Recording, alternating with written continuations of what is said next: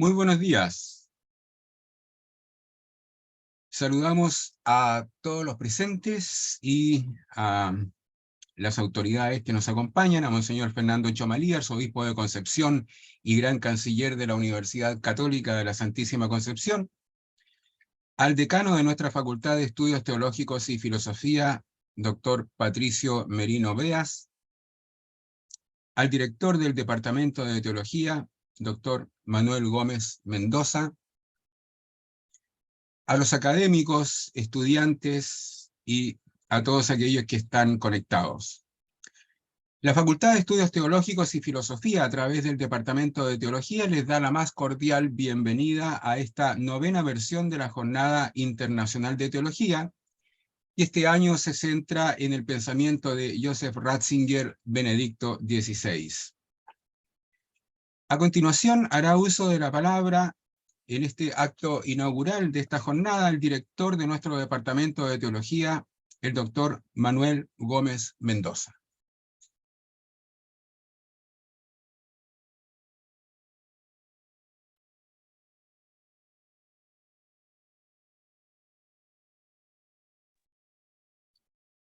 Hola, ahora sí. Bien, muchas gracias, profesor Arturo. Buenos días a todas y todos. Deseo extender un cordial saludo a nuestras distinguidas autoridades, Monseñor Fernando Chomalí, arzobispo de Concepción y gran canciller de la Universidad Católica de la Santísima Concepción, al doctor Patricio Merino Beas, decano de la Facultad de Estudios Teológicos y Filosofía, autoridades que nos acompañan, y así como estudiantes y a todo el respetado cuerpo académico de nuestra facultad. También quiero expresar un cálido saludo y agradecimiento a los especialistas nacionales e internacionales que nos honran con la presentación de los resultados de sus investigaciones. Además, quiero dar la bienvenida a todas las personas que nos acompañan en esta sala virtual a través de Zoom, así como a quienes nos siguen en nuestras redes sociales. En este año 2023, celebramos con entusiasmo la 9ª edición de la Jornada Internacional de Teología, dedicada a la figura de Joseph Ratzinger, Benedicto XVI. Esta jornada nos brinda la oportunidad de adentrarnos en los rasgos de su personalidad, su pensamiento y su invaluable legado teológico. Como Facultad y Universidad Católica, estamos comprometidos en ofrecer un espacio teológico que fomente la participación activa, la reflexión y la proposición de ideas, contribuyendo de esta manera desde nuestra identidad al enriquecimiento del quehacer teológico latinoamericano. Quiero expresar nuestro profundo agradecimiento a las instituciones que se suman a este evento, como la Fundación Vaticana Joseph Ratzinger, Benedicto XVI, al Centro de Formación Cevitepal del CELAM, a ICALA, Stipendienwerk Latinoamérica, Alemania, a la Universidad Uniminuto de Colombia y a la Universidad Católica Don Bosco de Brasil. Su fraterno apoyo es fundamental para el éxito e internacionalización de nuestras actividades. Por último, no puedo dejar de mencionar y agradecer a la incansable comisión organizadora encabezada por la profesora Ángela Alarcón y el profesor Arturo Bravo, quienes han desplegado un esfuerzo inmenso en la planificación y ejecución de este evento. Esperamos que esta 9ª Jornada Internacional de Teología sea un espacio de enriquecimiento mutuo y de crecimiento académico. Nuevamente, muchas gracias a todos por su participación y compromiso. Gracias.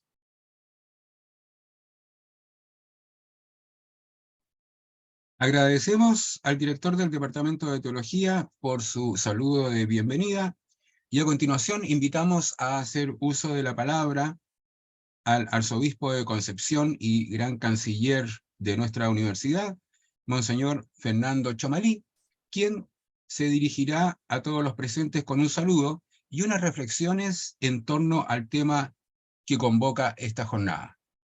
Adelante, don Fernando. En primer lugar, quisiera felicitar al equipo organizador. El esfuerzo que se hace para estos encuentros es inmenso. Muchas gracias, y sin lugar a duda va a dar mucho fruto, porque lo que yo veo en este programa es profundidad. Y hoy día lo que más necesitamos es profundidad, sobre todo profundidad espiritual, y vincular un tema tan importante para quien fuera Benedicto XVI, la fe y la razón. Al ingresar al seminario pontificio de Santiago el año 1984, ya se hablaba de Joseph Ratzinger como un teólogo de gran profundidad y solidez espiritual. Grande fue mi sorpresa cuando visitó Chile y fue al seminario. Me llamó la atención su manera de ser, humilde, sin aspaviento, sin aire de superioridad. Entonces era prefecto de la Congregación para la Doctrina de la Fe. Muchos años después, entre el año 91 y 94, mientras estudié en Roma, tuve la gracia de verlo salir de su departamento hacia la oficina, caminando con su sotana, con un bolso negro, saludando a quien se le acercaba. Benedicto XVI tiene una historia marcada por la guerra, por la pobreza y también por haber vivido en carne propia las aberraciones del totalitarismo. Por eso que el tema del totalitarismo, de las ideologías, ocupa mucho su corazón y su pensamiento. Esa impronta no se le borró nunca y tal vez ahí surge su austeridad, sobre todo al hablar y al escribir, austeridad con profundidad. Lo suyo era la verdad, ese fue su norte y la razón de su vida. La verdad que debe ser transmitida de generación en generación y que tiene un nombre concreto, Jesucristo. Benedicto XVI, Joseph Ratzinger, era un hombre eminentemente cristológico. Ese es el resumen de su vida y la razón de ser de su existencia y consagración a Dios en el ministerio sacerdotal. Joseph Ratzinger tiene una pluma privilegiada porque logró mostrar el misterio de Jesucristo y sus libros están llenos de erudición, por cierto. Era un hombre erudito, culto, músico, con grandes habilidades, pero sobre todo de un profundo amor a la persona, a la única persona capaz de llenar la vida y darle un sentido claro, el Hijo de Dios, que se hizo hombre y habitó entre nosotros. Sus reflexiones en torno al misterio de la encarnación para comprender la Iglesia, el pueblo de Dios, el ser de la Iglesia, son tremendamente iluminadores en este tiempo. Joseph Ratzinger cambió cuando fue electo papa, sonreía más, se entregaba más a las personas, comprendió que su labor era acompañar a un pueblo que deambulaba en un medio cambiante. Es por ello que sus encíclicas sobre la fe, la esperanza y la caridad adquieren tanta importancia y realmente me maravilla la doctrina social de la Iglesia que hay en su interior. Más allá de su belleza literaria, se nota con claridad que están escritas por un hombre de Dios, esculpido por la oración y el estudio de la palabra, pero sobre todo por un hombre que vive el encuentro personal con Él. No sin razón, sus últimas palabras fueron: te amo, Jesús.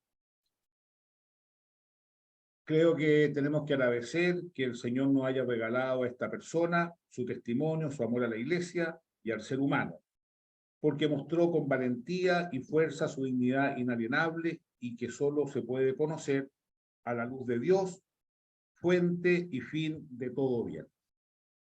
Quisiera, para terminar estas palabras, citar algunas frases que pueden ser un estímulo también para la reflexión que tendrán durante estos 2 días.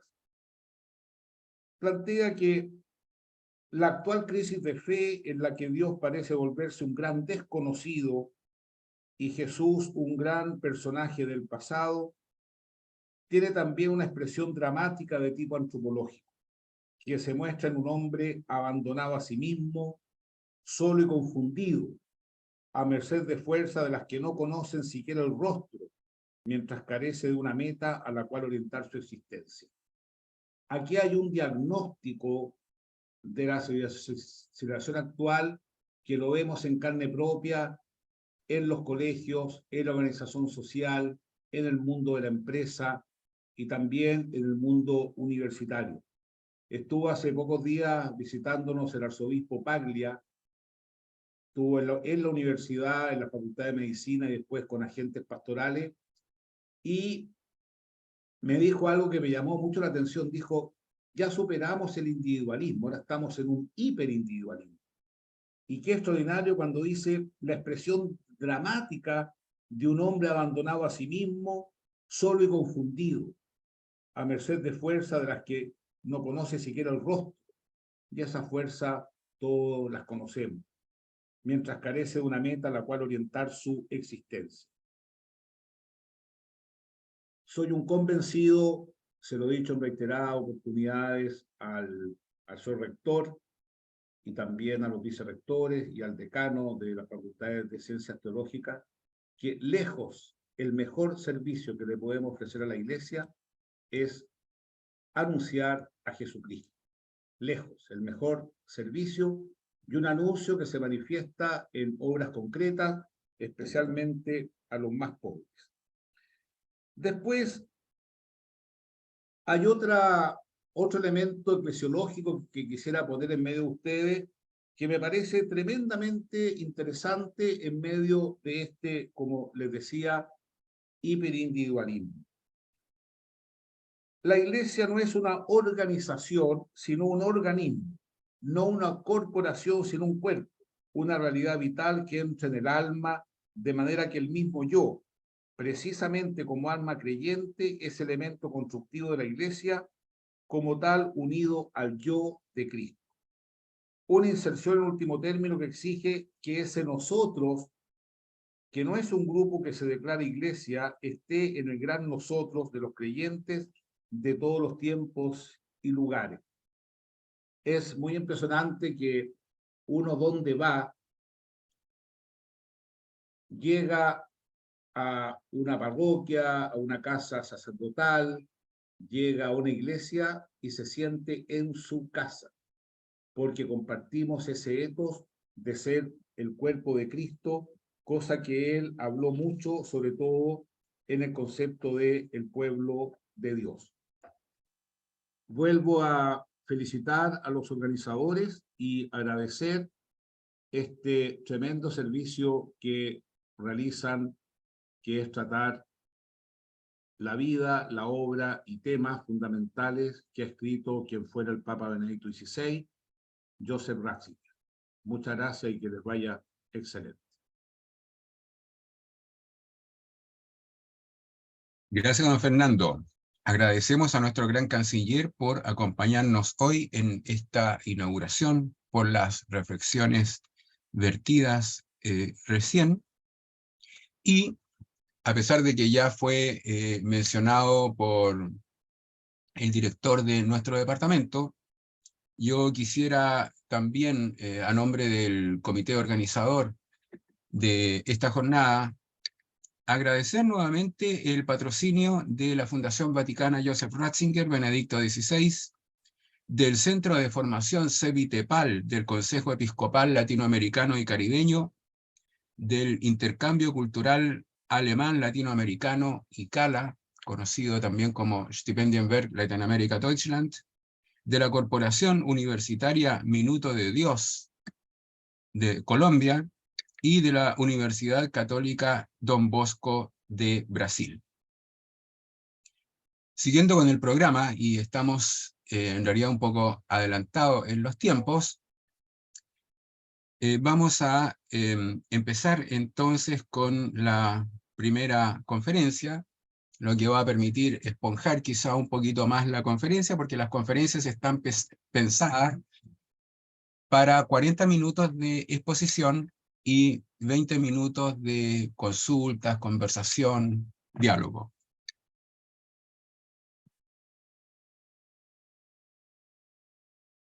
Antes de comenzar, les informamos a los asistentes que el chat se encuentra habilitado para que planteen sus preguntas, las que se le realizarán a nuestro conferencista al término de su exposición. Iniciamos hoy esta jornada de teología con la conferencia magistral titulada Joseph Ratzinger, Benedicto XVI, una biografía intelectual, que será presentada por el presbítero Dr. Rodrigo Polanco, a quien tengo el gusto de presentar, pues estudiamos teología en la misma época. Rodrigo Polanco, bueno, entre paréntesis, y esto vale para los 4 conferencistas que tendremos en esta jornada, mire, es difícil hacer una síntesis de los aportes de las largas carreras y ricas carreras académicas que han tenido. Entonces, decirlo todo sería hacer casi una conferencia más sobre cada conferencista.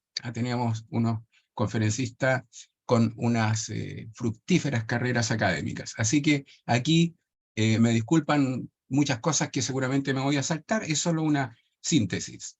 Rodrigo Polanco es presbítero diocesano y doctor en teología por la Pontificia Universidad Gregoriana de Roma.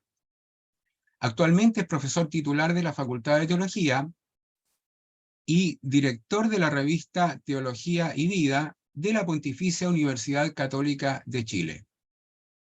Ha sido también vicedecano de esa misma facultad y rector del Seminario Pontificio Mayor de Santiago de Chile. Ha dedicado su larga carrera académica a la investigación y docencia en las áreas de patrología y teología sistemática.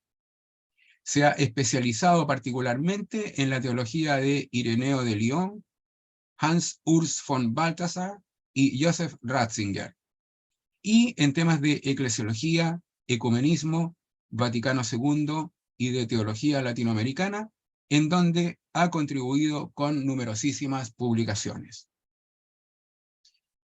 Le damos la palabra entonces al presbítero doctor Rodrigo Polanco. Bueno, muchas gracias, Arturo, por la presentación y por la invitación, también a Monseñor Chomalí por esta oportunidad y sus palabras, y a todos los presentes por estar aquí, haber querido participar en esta primera conferencia.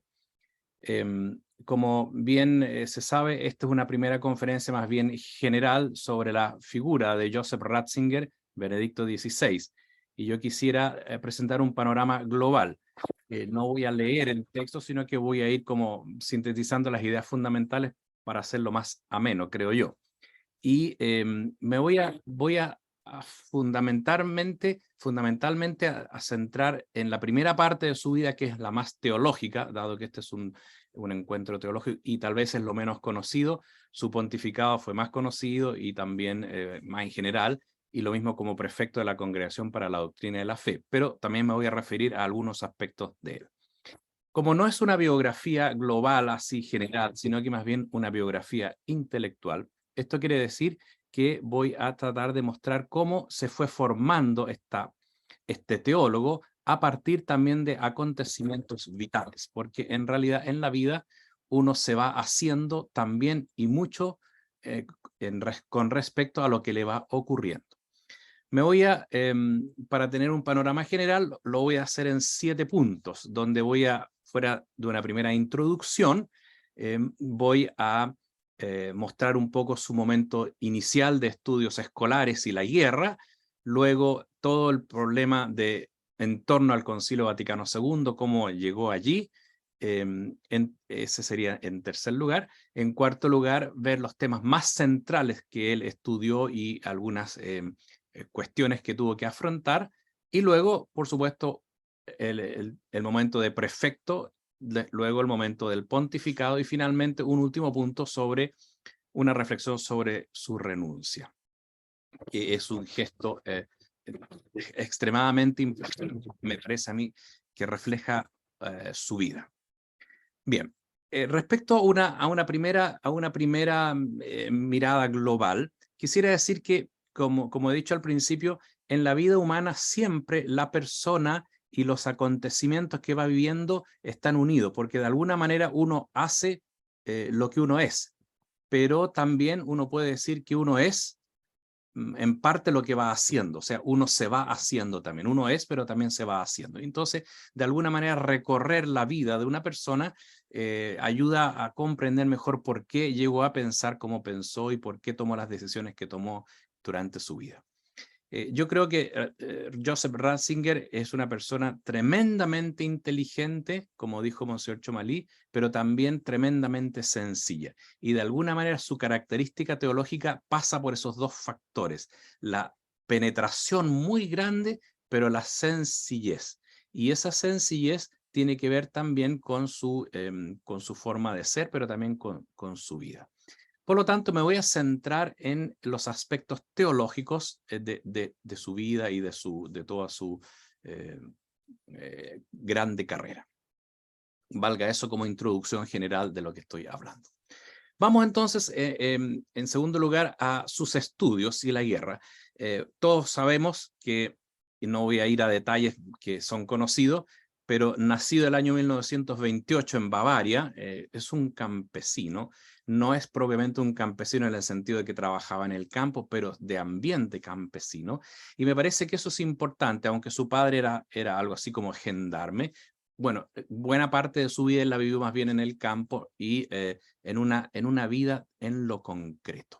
Me parece que aquí, aunque puede parecer una casualidad, no es una casualidad, porque la teología de Ratzinger es muy concreta, no es especulativa. O sea, es tremendamente especulativa en el sentido de que tiene mucha profundidad, pero siempre va a lo concreto, al punto. Por eso es tan claro. No es una persona difícil de comprender, es muy claro, porque de alguna manera ve la totalidad en lo concreto, que es una cuestión teológica muy importante, donde él, con un ejemplo, normalmente en todas sus conferencias dice, bueno, estas 3 ideas o estas 4 ideas, y de alguna manera sintetiza problemas tremendamente complejos en 3 ideas, pero son verdaderamente las 3 ideas fundamentales y los ejes. Entonces, tiene ahí una primera característica de él, que es la concreción, pero una concreción no reductiva, sino que una concreción que logra tomar la totalidad en el fragmento.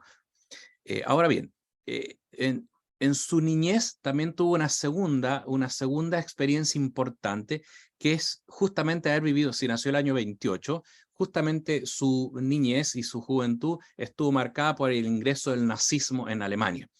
Y en ese sentido, él es consciente de una cosa, que los estudios clásicos que han sido como la tradición alemana en el liceo clásico, griego, latín y la cultura clásica, de alguna manera el nazismo cuando llega intenta cambiar esa formación clásica, dándole mucho más importancia a cosas que son buenas, como el deporte y las cosas físicas. Pero la idea era justamente cortar con una tradición humanista y cristiana. Y él entonces percibe eso, él dice ser casi de la última generación escolar que logró recibir una formación clásica tradicional antes de los cambios en el currículum, lo cual también muestra que ha tenido una formación junto con su concreción campesina, ha tenido una formación clásica de del más alto nivel. Hay que entender que para la cultura germana, hablar de lo alemán o la formación humana significa desde Homero en adelante, o sea, el mundo griego, el mundo latino, después todo el medioevo cristiano romano y luego todo lo germánico forman una única unidad, de tal manera que de alguna manera la formación, a diferencia de lo que a veces nosotros pensamos, la formación en esa época significa una formación que asume toda la larga tradición de Homero en adelante. O sea, una tradición larguísima que podríamos llamar de la cultura occidental. Y él la recibió y eso se le marcó profundamente. Y luego viene su momento del seminario, cuando está en el seminario. Él comienza y tiene que dejar por la guerra y finalmente después de la guerra ya llega definitivamente a la formación propiamente del seminario. Aquí también se da un punto importante en la vida de él, porque hay que pensar lo que significa que uno, después de, él lo menciona en su vida, en su libro Mi Vida, que es un libro muy interesante, muy profundo, además muy entretenido de leer, que lo aconsejo ciertamente, pero probablemente muchos de ustedes lo han leído. Él sostiene una cosa que no deja de ser muy relevante, dice que, y que también es muy significativo para su vida. Cuando vuelven al seminario después de la guerra, resulta que muchos de los profesores que habían estado antes ya no están, han fallecido. Muchos de los seminaristas tampoco han fallecido. Los han matado, han muerto, algunos están presos. Pero otros han podido volver, algunos han decidido no seguir porque sienten que la guerra no les permite, las experiencias traumáticas de la guerra no les permiten poder vivir una vida sacerdotal adecuada. Conclusión, son pocos los que vuelven, pero vuelven y dice ahí, aquí lo importante es que, uno, no sabemos cómo llegamos a esta barbarie, a este drama, cómo llegó a pasar esto, pero lo importante es que estamos vivos es que queremos volver, queremos empezar de nuevo y tenemos la vida por delante. Y eso basta. Entonces creo que ahí también él marca un paso importante en su vida, ¿no? Que creo que es importante frente a momentos críticos, situaciones muy dolorosas de sufrimiento. Él logró decir, aquí lo importante es que tenemos una nueva oportunidad. Y eso basta, hay que aprovecharla. Y esa es la actitud con la cual enfrenta los estudios eclesiásticos. Y tiene la suerte de estar en un ambiente de profesores muy renovados, algunos no tanto, pero en general es toda una muy buena cantidad de profesores, algunos del Oriente, que eran profesores en lo que después llegó a ser la República Democrática Alemana, puesto que ya no podían hacer clase allí. En general, muchos de ellos llegaron al occidente y algunos llegaron a Múnich, donde estaba él. Entonces, de alguna manera tuvo la suerte de tener una formación con buenos profesores que se habían alimentado de las grandes corrientes que estaban en esa primera mitad del siglo XX, el movimiento, diríamos, perdón, no sé por qué se cortó, el movimiento bíblico que había sabido desarrollado, el patrístico, el movimiento litúrgico y sobre todo la renovación litúrgica que a él le marcó mucho. Entonces, tuvo una formación muy completa. Ahora, la formación eclesiástica en esa época y la de él en particular tenía como estas tres aspectos que me parece que también son relevantes para comprenderlo después. Por una parte, tenía la formación teológica y filosófica muy renovada. Él habla de muy buenos profesores, su maestro Söngen es como el que lo ha marcado. En el seminario también vivía Schmaus, que es un famoso teólogo, y otros conocidos profesores, de tal manera que él tenía una formación teológica bien sólida. Pero junto a ello, ellos tenían una formación clásica, como ya la han mencionado, y conocían a los autores clásicos griegos y latinos. Pero además, y es una característica de la época, ellos son grandes lectores y leen literatura alemana, literatura francesa. Él habla muy bien el francés también, y entonces se complementa la formación teológica no solo con lo clásico, sino que con la literatura, lo cual le da una amplitud muy grande. Entonces, por eso es que Ratzinger podrá conversar mucho, y habría que decir que a lo largo de la vida, a pesar de que para el mito de él era cerrado, en realidad, si uno lo mira bien, es tremendamente abierto, porque tiene una cultura muy amplia y era capaz de dialogar. Y podía dialogar con Habermas y podía entrar en diálogo con el mundo musulmán y podría entrar en diálogo con un ateo como Flores Darqué sin ningún problema, porque tenía una apertura, no solamente un deseo, sino que había leído y se había formado en una gama muy amplia cultural, donde lo cultural significa humano, humanista. Entonces, en ese sentido, ahí ha tenido una formación bien amplia. Por lo tanto, hay que decir que a pesar de haber estudiado entre la guerra, antes de la guerra su escolaridad nazista, después de la guerra, justamente ahí empezó la formación eclesiástica, a pesar del momento bien difícil para Alemania y para los estudios. Sin embargo, él tuvo una formación muy sólida y tuvo muy buena formación en general. Entonces, creo que eso es importante a destacar. Ahora, para concluir esta parte de los estudios en torno a la guerra, que me parece que es importante este entorno, porque muestra la capacidad que tiene él de no dejarse llevar por las circunstancias que lo pueden alejar y profundizar en lo que corresponde para formarse bien.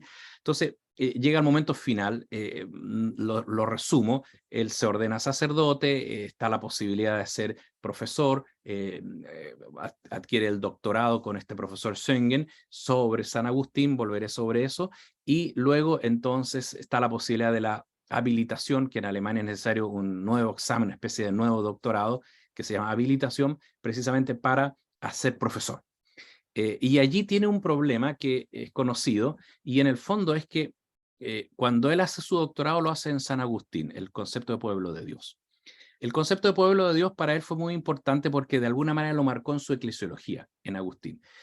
Al hablar el tema del pueblo de Dios en San Agustín, estamos hablando en 1950, un poco antes, si estamos hablando en esa época, entonces uno puede ver que realmente él ha tenido una formación eclesiológica que luego retomará el Concilio Vaticano II con el mismo concepto de pueblo de Dios. Y un pueblo de Dios que, según San Agustín, es per mixtum, o sea que se mezcla el trigo y la cizaña. Será separado solamente en la eternidad. Ahora, como el trigo y la cizaña, de alguna manera están juntos, pero eso no le quita al pueblo ser pueblo de Dios. Entonces, él quedó en su doctorado con una formación eclesiológica muy contemporánea, moderna, diríamos, previo al concilio, en donde comprende perfectamente la santidad de la iglesia, pero una santidad que no está basada en un ideal, sino que está basada en una realidad donde está compuesta por pecadores también, pero que está sobre todo, el punto fundamentalmente no es el pueblo, sino que es el de Dios, que Dios lo conduce a pesar de ser pecado. Entonces, ahí tiene una formación que lo acompaña. Y después, entonces, cuando quiere hacer la habilitación, acompañada por este Schengen, decide, dado que su doctorado fue sobre los padres, habilitación tendría que ser sobre un medieval, así va formándose. Ratzinger tenía siempre una formación, su formación siempre era como avanzando. Entonces, si fue padres, ahora toca el medioevo. Y entonces estudió a Buenaventura. El concepto de revelación. Si había estudiado la eclesiología, ahora es la revelación, la teología fundamental. Esto fue providencial, porque después fue justamente los temas que él colaboró especialmente en el Concilio Vaticano II, pero volveré sobre eso. Entonces, cuando él hizo la habilitación, hizo su trabajo, tuvo algunos problemas prácticos con la secretaria que no le ayudaba bien, no le tipeaba bien las cosas. En ese sentido, nunca quedó muy satisfecho con lo, diríamos, externo, lo material del trabajo, sí con las ideas muy claras. Pero ahí se encontró con diríamos, bueno, la fragilidad humana. Porque uno de los correctores era Michael Schmaus, que era un famoso medievalista, que ha escrito esos tomos que ustedes conocen muy bien, con muchos volúmenes de la teología dogmática de Schmaus, y de alguna manera no está bien claro, pero Schmaus no le gustó el trabajo de Ratzinger. Probablemente, y eso es lo que piensa él mismo, es que él nunca le gustó que, siendo él el medievalista de la universidad y del seminario en el fondo, siendo él el medievalista, el experto en esa materia, Ratzinger haya pedido que lo guiara, diríamos, Schengen y no Schmaus. Entonces le criticó enormemente y le reprobó el trabajo. Uno pensaría que a Ratzinger le reprobaron su tesis de habilitación, pero se la reprobaron. Pero le dieron la posibilidad, como es la ley, 2 meses para arreglarlo, cosa muy difícil cuando una tesis está totalmente rechazada. Y sin embargo, Ratzinger logró sacar el capítulo que no le había gustado, arregló los otros que tenía y finalmente presentó, y luego de una discusión muy, muy difícil, finalmente fue aprobado. Diríamos que aquí se marca un momento providencial, porque si en ese instante, como estuvo a punto, no se hubiese aprobado su habilitación, ya no habría podido seguir la vida académica, habría tenido que ser más bien párroco u otras cosas, por ejemplo, en la catequesis que le habían ofrecido, no habría ido al concilio, no habría conocido a Juan Pablo II y toda su vida hubiera sido completamente distinta. A veces un pequeño detalle puede cambiar completamente una vida, pero en eso Dios marca y lleva la vida. Ahora, ¿qué pasó allí con esta situación? A Ratzinger le quedaron dos cuestiones importantes que lo marcaron también para su vida. En primer lugar, se dio cuenta cómo, siguiendo, diríamos, las palabras de Orígenes, dice, fue llevado por sentimientos demasiado humanos, Schmaus, ¿no? O sea, antihumanos podríamos decir, pero en realidad se dejó llevar por sentimientos muy humanos, o sea, envidia o algo así. Y bueno, eso y lo hace comprender la fragilidad de la humanidad a pesar de ser un intelectual tan conocido. Pero por otra parte, Ratzinger sacó otra conclusión muy importante y dijo, de ahí en adelante, nunca más yo voy a rechazar un alumno para ayudarlo. No es que no le vaya a aprobar, no es que le vaya a aprobar todos los exámenes, pero de ahí en adelante él siempre aceptó todos los alumnos que otros profesores no querían guiar. y por eso les aceptó a todos en todos los temas que quisieran, porque tenía como esa conciencia de que el profesor debe ayudar al alumno y no. O sea, esa experiencia le marcó también en su modo de actuar con los distintos estudiantes. Allí entonces hemos terminado como la formación y con eso él ya pudo postular ahora a la Universidad de Bonn y comenzó su carrera en distintas universidades, Bonn, Münster, después Tübingen y Ratisbona. 4 grandes universidades donde estuvo trabajando. Entonces, esa sería la formación y me parece importante destacarla aquí. Luego entonces, una vez formado, llega el tercer momento de su vida, que sería ahora su carrera, diríamos, en torno a lo académico, pero esta primera parte está totalmente marcada por el Concilio Vaticano II, porque estamos hablando ya del 55 y después del 59 viene el llamado al concilio y después viene todo el proceso conciliar del 62 al 65. Aquí también las cosas se dan de alguna manera providencialmente porque aquí hay dos cosas que son importantes. La primera es que finalmente Ratzinger había trabajado 2 grandes temas en sus estudios, que era la eclesiología y la revelación. Y si uno mira bien, en el Concilio Vaticano, finalmente los temas más centrales justamente fueron lo eclesiológico con Lumen Gentium y Gaudium et Spes y la revelación con Dei Verbum, que fueron precisamente los documentos que él trabajó específicamente, además de la libertad religiosa y algún otro pequeño, y el Christus Dominus, por ejemplo. Pero él estuvo, digamos, había sido formado en dos temas, que son los 2 temas que específicamente el Concilio Vaticano se formó.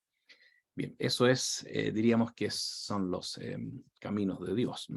Ahora, dicho eso, él había sido compañero en el seminario del que en ese momento luego fue el secretario personal del obispo Frings de Colonia, donde pertenece Bonn.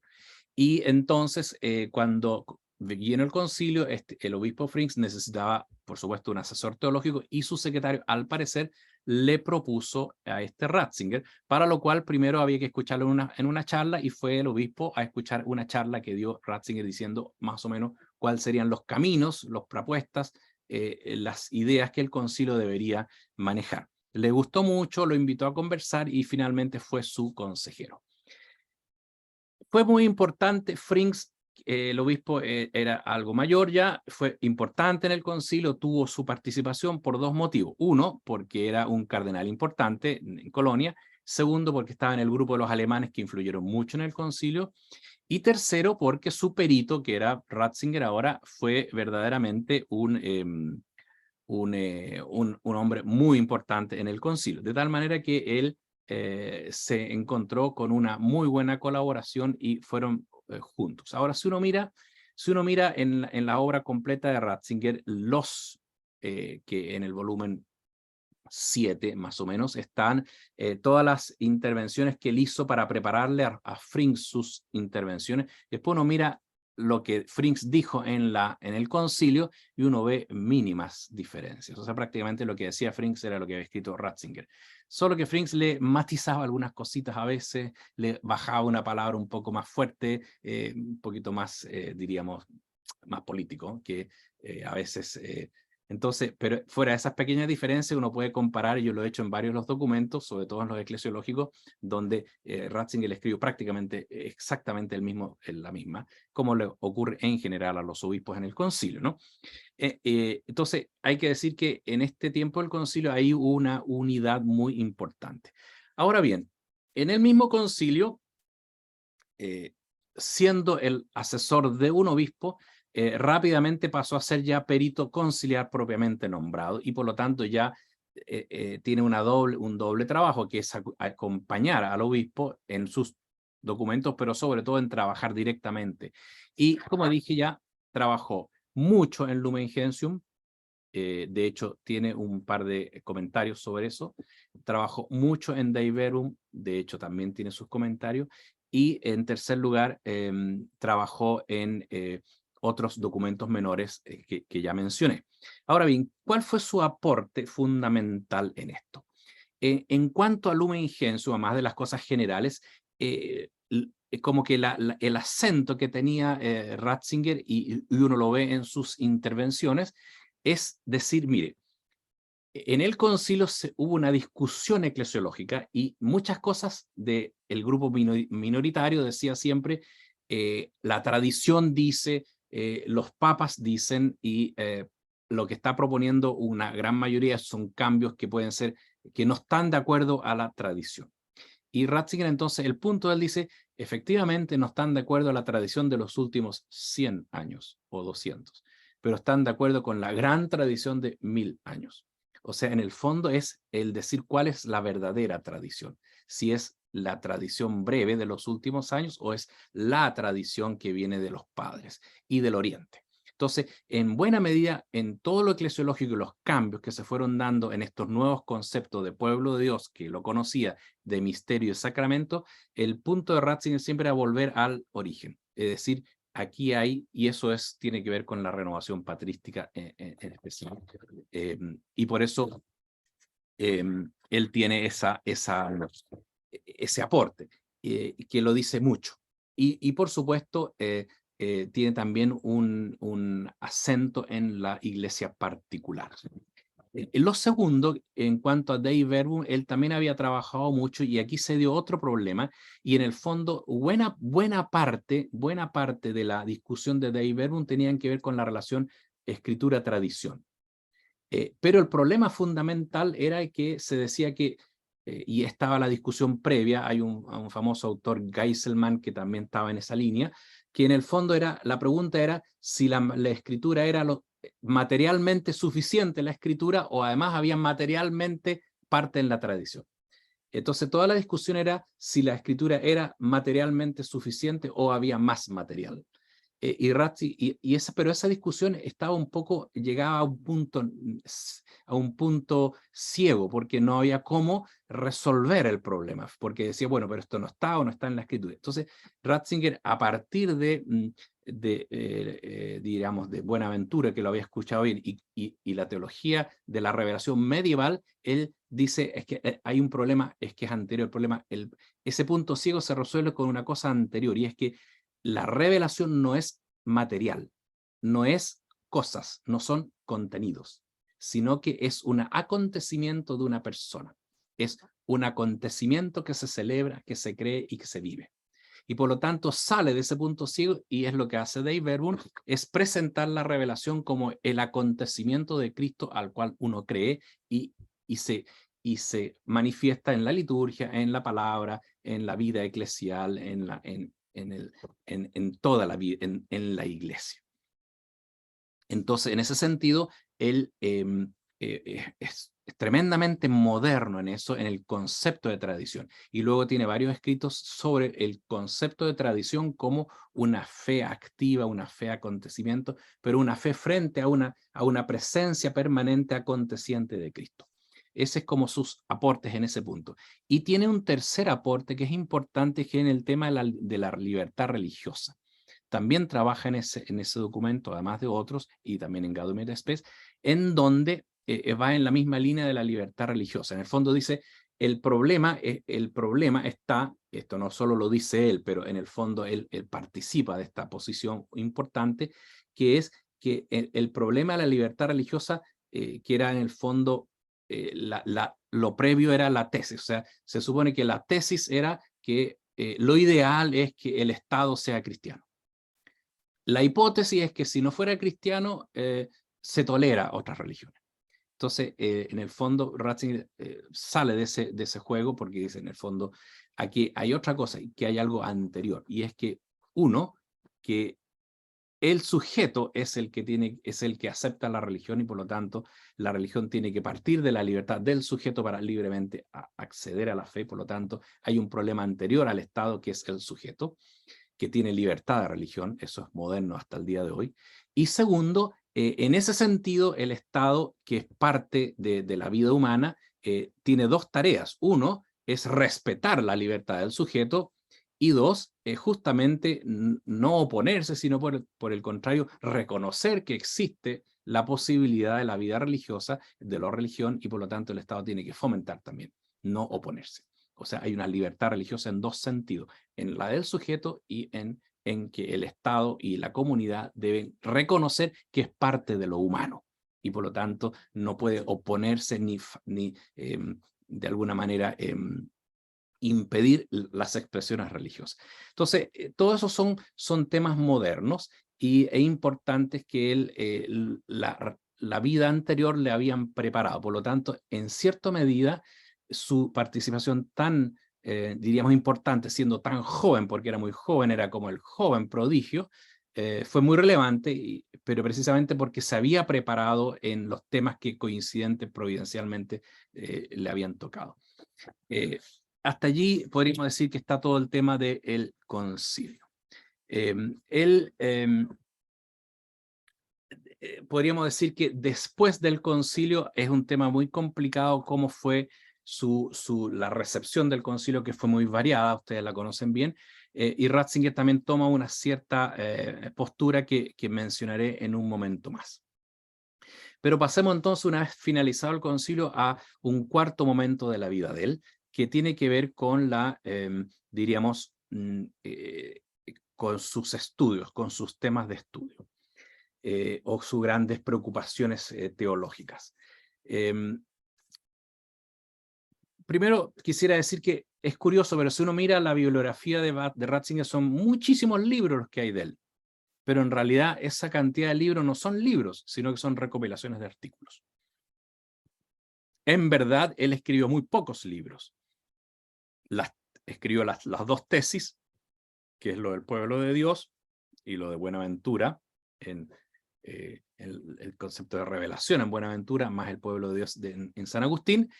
Escribió luego un libro que fue casi en un verano, al ver que había unas ciertas dudas en torno al 68 sobre cómo entender la teología, entonces escribe la Introducción al Cristianismo, que es un libro famosísimo que se hizo después, y sin embargo lo escribió rápidamente en un verano, como para aclararle a su gente, a la que le hacía clase, diríamos, especie de libro de extensión, para poner los puntos fundamentales del credo.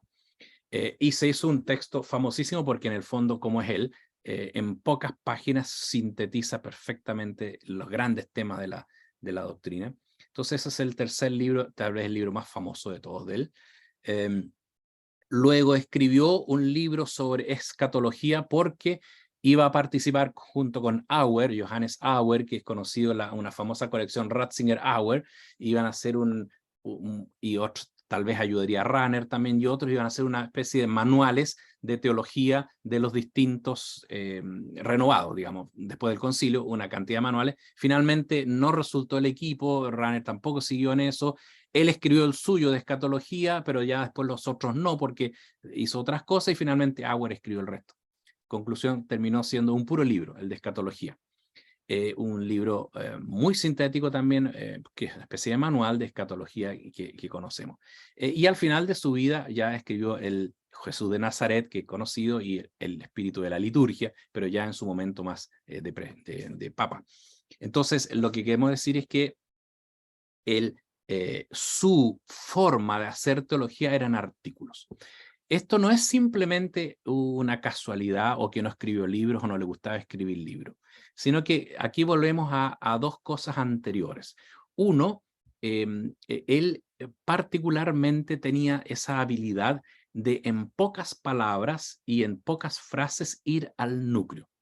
Ustedes saben que ir al núcleo es una problemática muy difícil. O sea, son pocos los teólogos que son capaces de ir al núcleo de los temas. Uno puede hablar minucias o puede hablar cosas, diríamos, erudiciones de detalles, pero eso no es ir al núcleo, es quedarse en la erudición de detalles. O a veces largas cosas que no terminan nunca de hacer una síntesis. En cambio, Ratzinger no tenía nada de erudición, diríamos, para manifestarse simplemente de erudición, ni de irse por las ramas, sino que tenía una capacidad sobre lo normal de en cualquier tema ir al núcleo y decirlo en 3 o 4 frases o en 3 o 4 ideas y desarrollarla en torno a eso. Entonces uno tenía en un artículo más bien breve una idea muy profunda, totalmente omniabarcante en sus líneas generales, y te deja una idea global de la idea.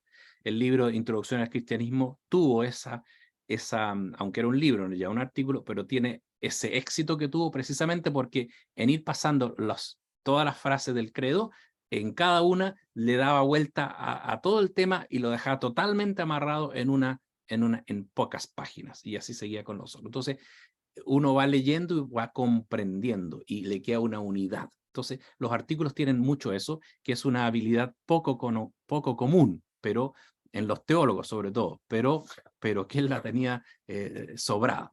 Entonces, hay que decir que en los temas que él trabajó están esos libros y están estos artículos. Entonces, de los artículos escribió de todo, porque le pedían de muchas maneras, y es cosa de mirar su bibliografía, que tiene muchísimas temáticas de todo tipo, filosófico y teológico.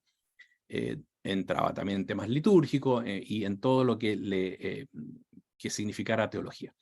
Ahora bien, aquí en esta época, después del concilio, él tiene también, de alguna manera sufre y toma posiciones en el postconcilio.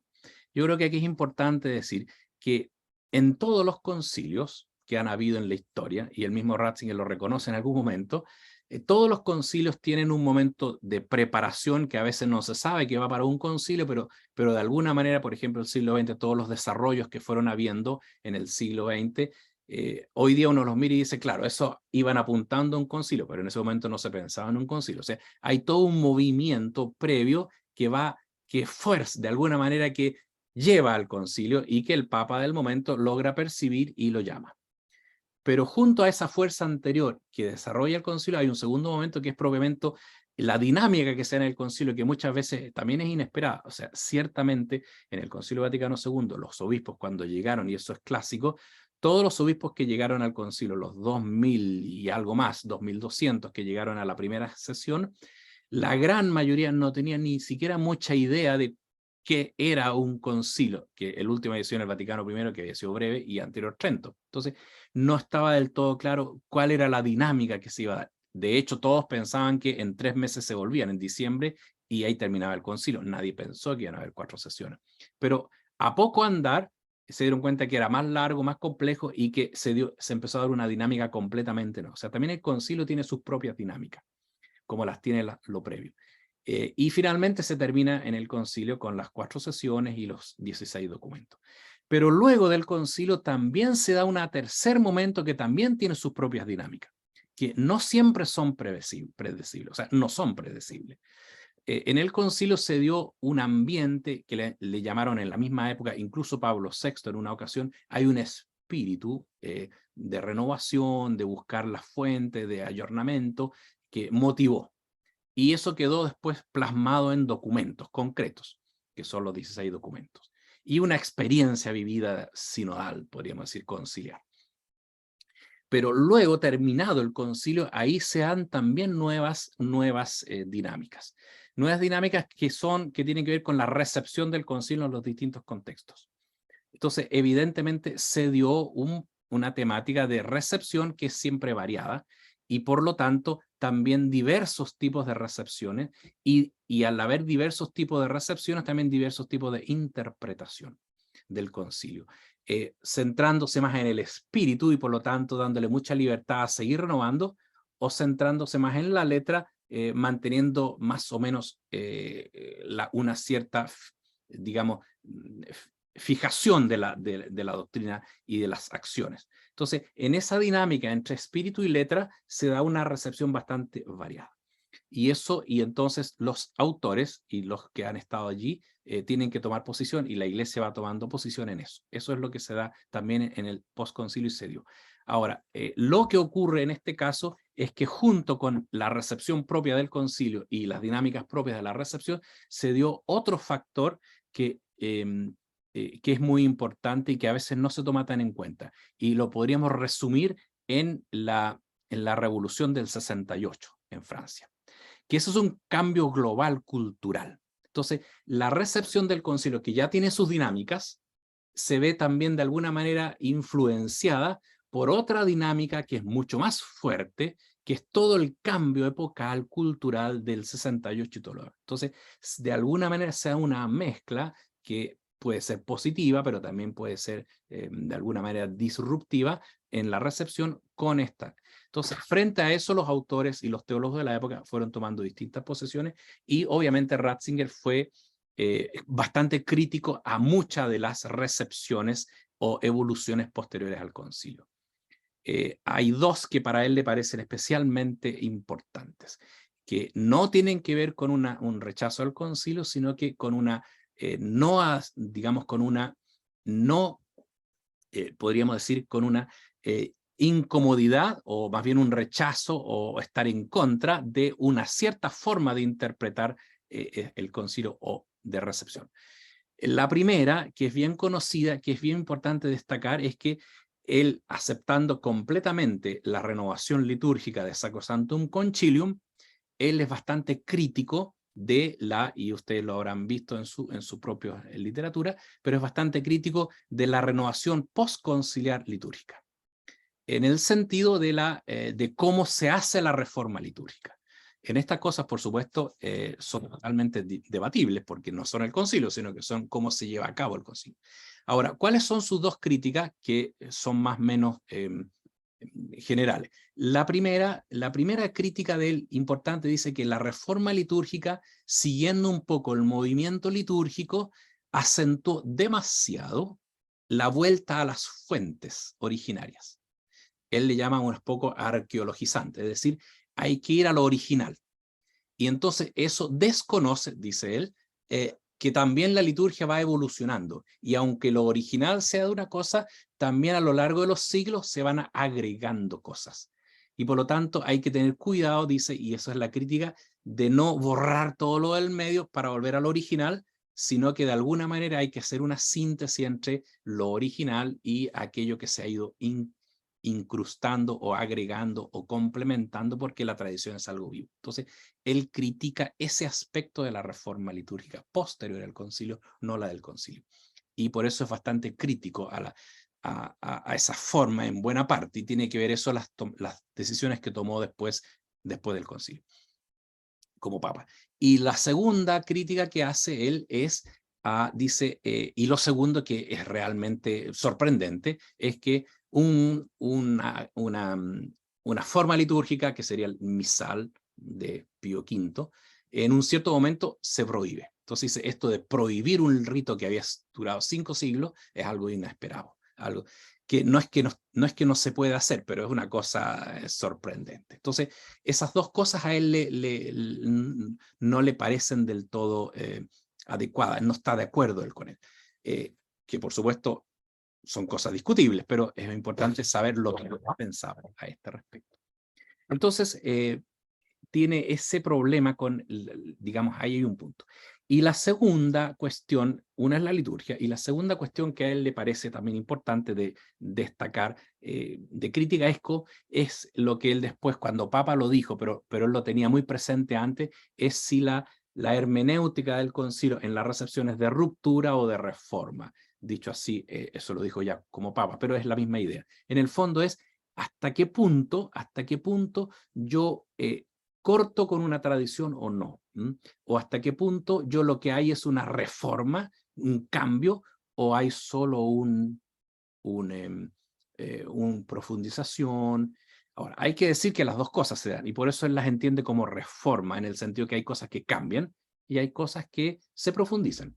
Y evidentemente en algunos puntos el Concilio Vaticano cambió cosas fundamentales. Por ejemplo, el tema de la libertad religiosa es un cambio, la forma de expresarlo es un cambio muy radical a lo que así había sido en los últimos siglos la actitud de la Iglesia. O respecto a los judíos, a la religión judía, el Nostra Aetate, que habla de que no se le debe acusar al pueblo judío actual de un deicidio, y todo lo que tiene que ver con esa interpretación es muy distinta a la que había llevado la Iglesia en los siglos anteriores. O sea, hay cosas que cambiaron bastante fuerte, pero otras que no, otras que retoman, que profundizan lo que ha sido siempre. Entonces, él ahí tiene una crítica o una cierta interpretación que acentúa más el cambio que la continuidad. Esas son, y eso es importante comprender que son temas que están en el tapete. Ahora bien, en ese contexto del posconcilio, pero no solo el posconcilio, sino que sobre todo de la revolución cultural del 68 que afectó mucho Europa y también América, está los cambios que hace universitario. Estaba en Bonn, en tiempo del concilio se cambió a Münster, que es una mejor universidad, entonces le ofrecieron, y luego, después del concilio, el 66 le ofrecen Tübingen, que es como el tope de las universidades alemanas, como la universidad top, y es como de donde quieren llegar siempre los profesores. Entonces, y llegó allá. Pero le toca justamente todo el cambio del 68 en Tübingen, y él entonces, no es que haya tenido que irse, no, pero justamente se coincide la fundación de la Universidad de Ratisbona, que está cerca de su casa, y en Múnich, cerca, y entonces se le da una oportunidad de ir allá, y entonces aquí está la decisión, y este es el punto que quería yo llegar. Entonces, no es que tanto que arranque de una situación conflictiva, sino que sobre todo dice, aquí en Ratisbona me puedo dedicar más a lo que yo quiero, que es la teología, y no estar en el conflicto. Y eso es verdad. Él es un teólogo que le interesa reflexionar, pensar. Es mucho más un teólogo y mucho menos un político o alguien dedicado a eso. Entonces, ahí hay una tensión en él que también se dio en el mismo pontificado entre ser un teólogo o un político. Y él es claramente, y esto lo dicen todos los que lo conocieron bien, él es un hombre que le gusta convencer con ideas. Entonces, él dice las cosas. Ustedes ven que como papa en varias ocasiones dijo algo que políticamente incorrecto para un papa. Por ejemplo, con los musulmanes en una ocasión, y en otras ocasiones también dijo algo que después decía, no lo quise decir así, pero en el fondo no es que no haya querido decir, es que él entiende su vida desde las ideas. O sea, las ideas, y las dice con calma, las ideas cambian si yo manifiesto mis ideas. Entonces, en ese sentido, prefiero irse a Ratisbona por esa razón. Y ahí entonces continuó hasta que lo nombraron obispo y después prefecto. En ese mismo contexto, y termino este punto, se dio también el tema de la revista Concilium, donde comenzó que le pareció que no estaba en la línea que él quería el desarrollo conciliar, y entonces finalmente se fundó Comunio y participó en eso. Bien, esa sería como su época teológica. Allí viene, y con eso voy terminando en los dos últimos puntos, que son más breves precisamente, que lo nombran prefecto para la Congregación de la Doctrina y la Fe. En este sentido, el Papa Juan Pablo II lo había conocido en el concilio, piensa que él es la persona indicada, habla con él, y él le dice una cosa, le dice, sí, pero a condición de que pueda seguir escribiendo libros, como persona humana, como cristiano, como teólogo independiente, en el fondo. Cosa que siguió haciendo con menos fuerza ahora porque tenía otra. Pero en el fondo, eso manifiesta que él nunca dejó de ser un teólogo.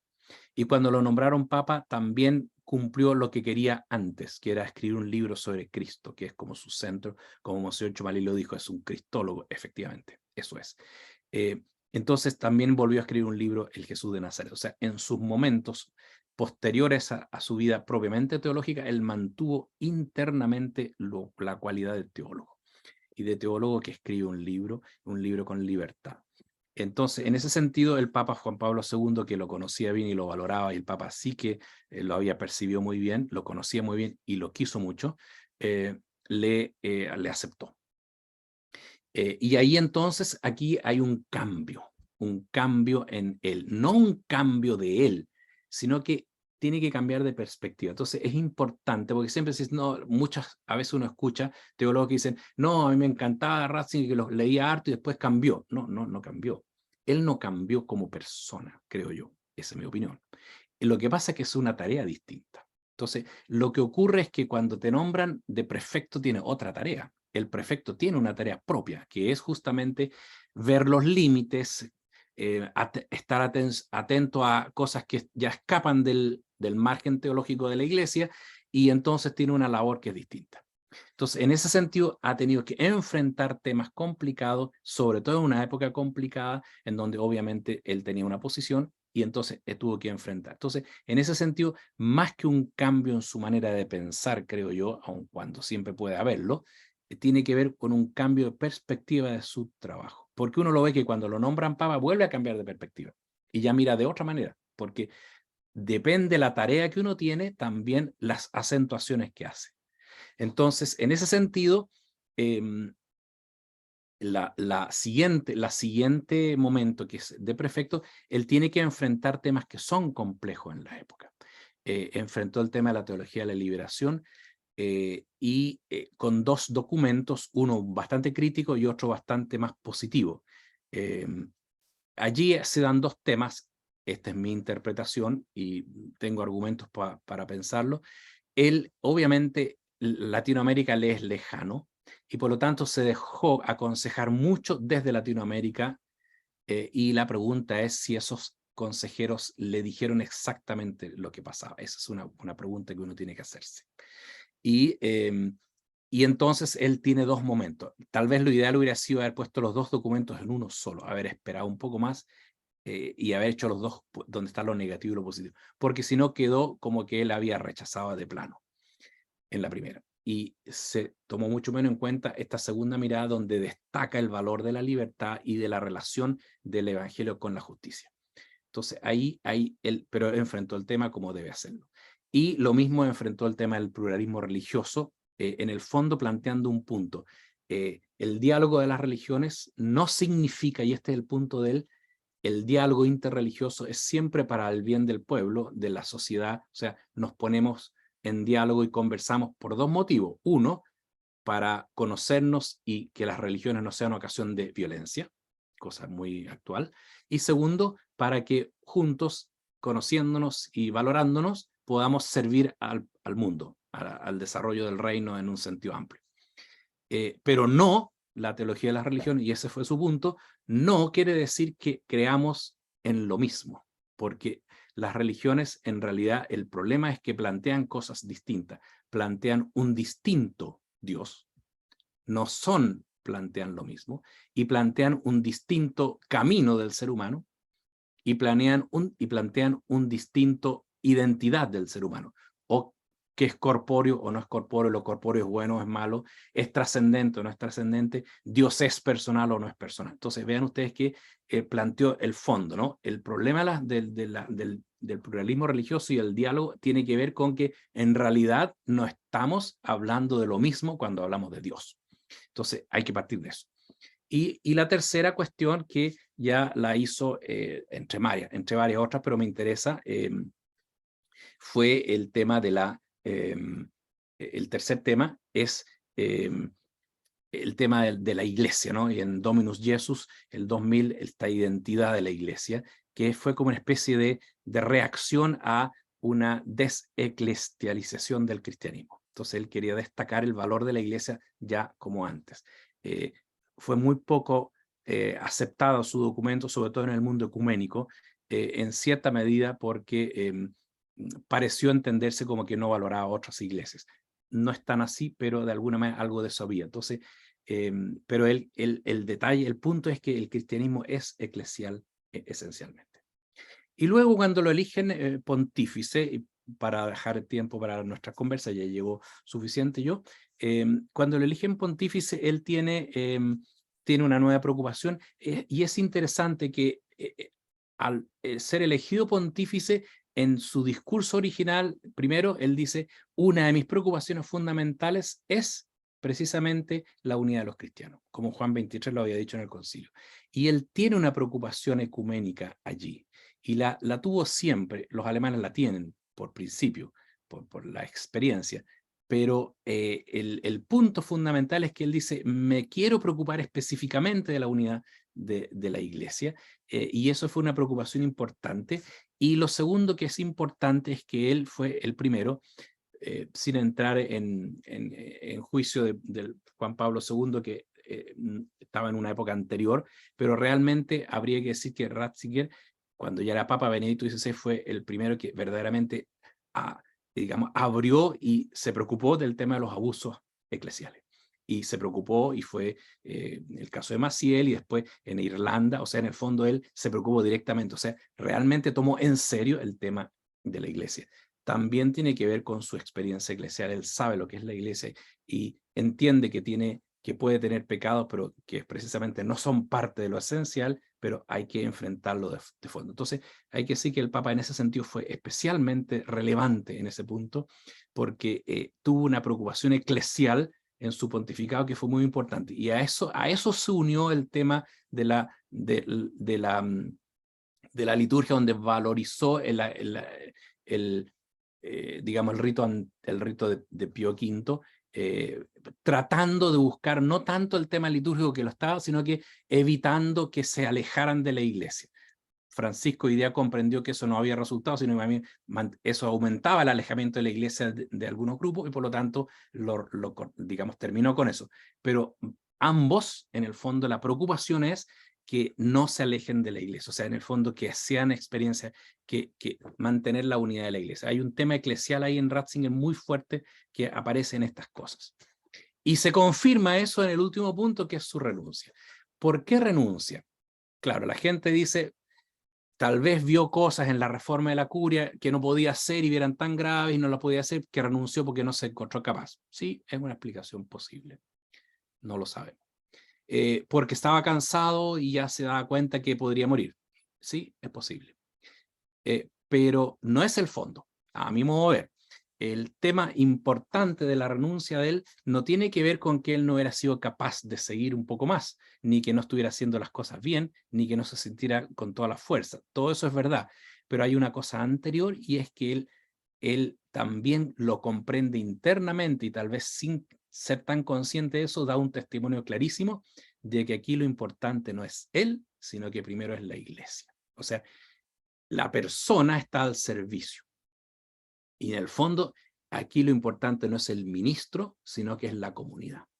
O sea, él es el Papa, es el ministro, pero él está al servicio de la iglesia. Y si su tarea no es del todo adecuada, entonces él sale, porque aquí lo importante es la iglesia y la misión. Entonces, confirmó este valor eclesiológico, esta mirada eclesial que ha tenido en su vida, la confirma fuertemente con su propio gesto de su propia vida. Indica no solamente que aquí lo importante es la iglesia y no los ministros, pero al final parece palabra.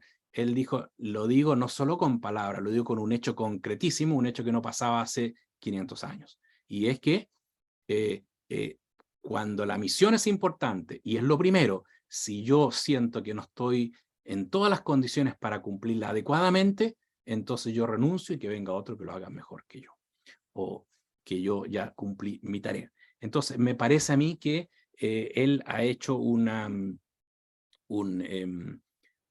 gesto eclesiológico profundo, más allá que personal, y confirma todos estos elementos eclesiológicos que quise decir hacia el final de su vida. Y luego termina con sus años de silencio, bonitos años de silencio, donde mostró también el valor del silencio, de la oración, del ofrecimiento personal. Por eso que cuando falleció fue tan acogido, tan querido y tan valorado en el mundo. Bueno, más o menos esos son los elementos que a mí me pareció importante destacar de un gran teólogo y un gran hombre, creo que un gran pontífice, que el tiempo y los años mostrarán la validez de él, donde, por supuesto, también hay limitaciones humanas, también hay cosas que pueden ser discutibles y también fallas, obviamente, como todo ser humano. Pero sumando y restando, yo creo que estamos frente a un hombre extraordinariamente bueno, un hombre extraordinariamente completo y dotado, y un cristiano extraordinariamente, diríamos, auténtico. Santo, eso lo sabe Dios, pero auténtico cristiano. Bueno, muchas gracias. Muchas gracias, Rodrigo, por tu iluminadora conferencia. Y ahora le vamos a dar paso a algunas preguntas que han llegado aquí al chat. Una dice sobre, bueno, un tema que tú ya trataste, dice Juan Diego, ¿hubo algún cambio en su pensamiento o perspectiva teológica a partir del momento en que fue elegido Papa? Y La otra pregunta, disculpa, es del mismo, si la lectura de Jesús de Nazaret, que escribió siendo papa, se debe hacer leyendo a un teólogo o leyendo al papa. Te lo respondo brevemente porque en general varias de las cosas le he dicho. Yo creo que él como teólogo estaba totalmente en sus anchas. Como prefecto, de alguna manera, pienso, debe haberse sentido menos a sus anchas. Y como papa creo que volvió a lo que él, aun cuando en lo político no es su centro, sin embargo volvió a poder decir con más libertad, ya no tenía una tarea precisa de revisar, de estar atento, sino que a plantear cosas globales. Y por eso planteó estos temas que mencioné yo. Y creo que en ese sentido no hubo un cambio, sino que de alguna manera una vuelta a lo que siempre ha sido y pudo expresar mejor lo que siempre ha sido. Y la lectura de Jesús de Nazaret, lo hizo, él dice explícitamente al inicio, esto escribo como teólogo, pero evidentemente un libro como ese es bastante global, general, ya no tiene la meticulosidad erudita que tenían los primeros libros que tenían, precisamente porque no tiene ni el tiempo ni las posibilidades, pero es un libro de teólogo y es un libro que merece un estudio teológico y así se ha leído siempre y lo refleja él como teólogo. Y eso es su intención también. Bien, gracias. Bueno, un pequeño comentario. Estas diversas posiciones que ocupó Joseph Ratzinger, alguien las tradujo en lenguaje futbolístico, y dijo que una cosa era ser el arquero, perfecto para la congregación, ¿cierto? Una cosa era ser arquero y otra cosa era ser capitán del equipo. Sí. Lo que pasa es que el arquero nunca lo valoran, sino que siempre lo critican cuando le meten goles, ¿te fijas? En cambio, el delantero cuando mete goles todos lo valoran y cuando no, nadie dice nada, ¿te fijas? Entonces es un cargo muy ingrato. Bien, aquí Nicolás Fuentes dice muy clara exposición, muchas gracias. Una pregunta, como usted ha afirmado, el Papa tuvo mucho diálogo con diversas tradiciones y corrientes religiosas, teológicas y filosóficas. ¿Cómo cree usted que influye su relación con los filósofos y teólogos alemanes en su pensamiento? Bueno, es una pregunta muy compleja y tendría muchas aristas, ¿no? Pero efectivamente, bueno, él tiene una formación alemana y es un alemán. Ahora, es un bávaro, que no es lo mismo que un prusiano, o sea, hay una diferencia entre los prusianos, que serían los alemanes clásicos, y los bávaros, que son propiamente una, digamos, otra familia, si tú quieres, ¿no? Entonces, en ese sentido, es mucho más, por eso, precisamente por eso es más claro y más, diríamos, más concreto. Pero es de formación alemana, filosófica y clásica, clarísimamente. Ahora, él, lo que pasa es que alemán no es homogéneo, es amplio. Hay muchos tipos de alemanes y hay muchos tipos de formación. Entonces, Alemania es como el chileno. ¿Piensa como chileno? Bueno, depende de qué chileno, pues, o sea, hay muchas posibilidades. Entonces, es una pregunta demasiado amplia, pero lo que sí quiero decir es que él conoce muy bien los desarrollos filosóficos y teológicos alemanes y critica varias de las posturas más extremas. O sea, él sostiene, y tal vez la gran crítica es, él es, digamos, hay mucha teología alemana que es menos confesional, o sea, como que el cristianismo es demasiado, diríamos, normal, es lo humano, es lo general, y es menos fuerte la identidad cristiana. Y Ratzinger está en esa otra corriente que es destacar la identidad cristiana. O sea, el cristianismo es de por sí mismo un testimonio de una fe explícita. Y por lo tanto, la centralidad de Jesús explícita es muy importante. De ahí que el libro que quería escribir al final de su vida era precisamente Jesús de Nazaret. Entonces, en ese sentido es alemán en esa línea, que va en la línea de Hegel y de Schlier y de los alemanes que se preocupan de esa temática y no tanto de los más trascendentales o más generales, ¿no?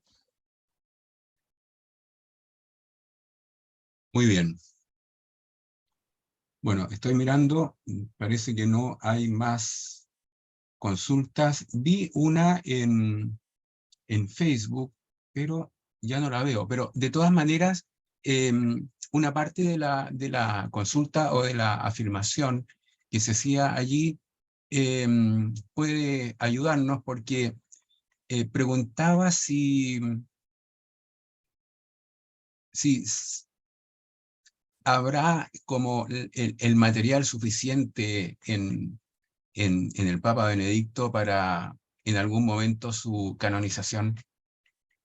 Bueno, yo creo que a ver, yo creo que es un hombre de Dios claramente y yo estaría feliz que lo canonizaran, eso para empezar, pero no soy yo el llamado a eso, es el pueblo de Dios. Las canonizaciones nacen de la fe y de la devoción popular.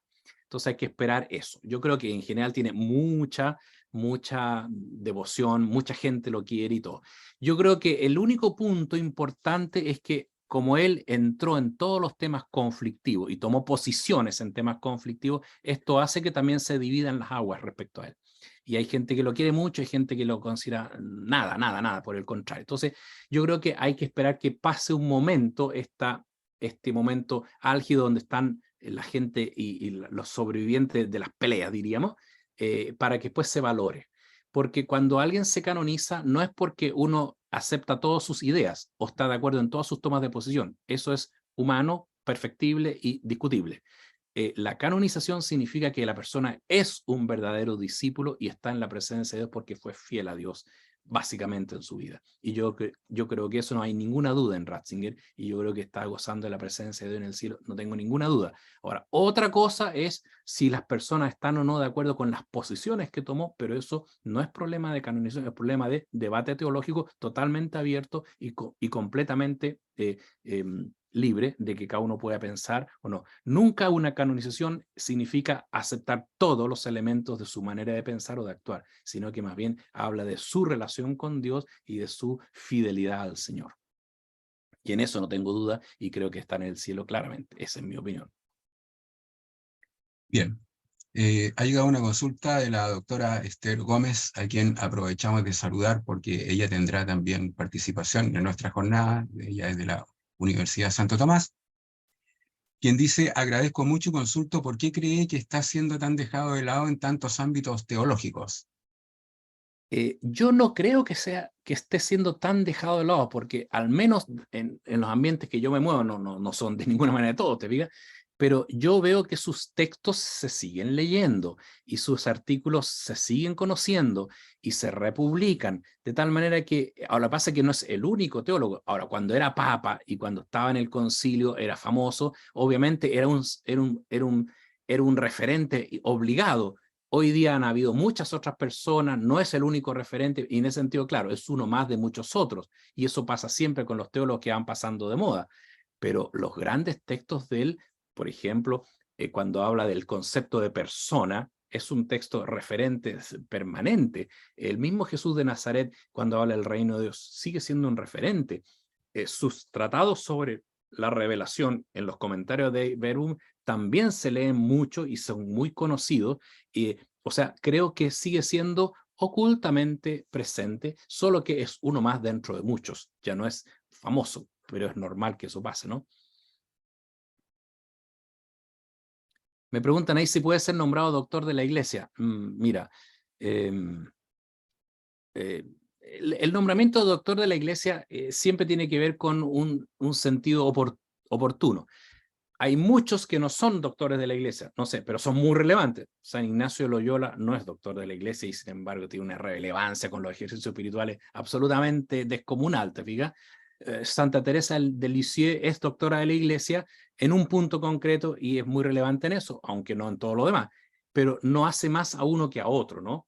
Uno no puede decir que Teresa de Lisieux es más que San Ignacio o ha influido más que San Ignacio. ¿Quién sabe cómo sabemos eso? Entonces, más bien el doctorado de la iglesia siempre es porque yo quiero destacar. El Papa Francisco nombró hace poquito a Irineo de León, doctor de unidad, pero es porque quiere destacar un elemento, porque él es el santo más importante, original del mundo ortodoxo, y justamente en la búsqueda de la unidad con el mundo ortodoxo, el Papa nombra a él doctor de la iglesia para mostrar una unidad en un santo que ambos valoramos mucho. O sea, los nombramientos de doctores de la iglesia tienen que tener, son una oportunidad. Cuando el Papa Juan Pablo II nombró a Santa Teresa de Lisieux para destacar que también hay una sabiduría en el amor que es importante. Entonces, es para destacar un elemento fundamental, no necesariamente para decir su teología en general es magnífica, sino que más bien quiere destacar un elemento. Entonces, en ese sentido, si se considerará en algún momento oportuno algún elemento importante de Ratzinger que es importante destacar y para eso se lo nombra, me parece muy bien. Pero si no se le nombra, no quiere decir que sea menos valorado, sino que simplemente no ha sido oportuno ahora destacar un elemento porque se están destacando otros. Esa es como mi manera, digamos, el motivo de los nombramientos. Nunca hay que tener mucho cuidado que las canonizaciones y los nombramientos de doctores de la Iglesia son para destacar elementos puntuales para la Iglesia de hoy. Y si se considera que Ratzinger hay un elemento que destacar en eso, entonces será bienvenido su nombramiento. Muy bien. Gracias, Rodrigo. Bueno, yo creo que estamos suficientemente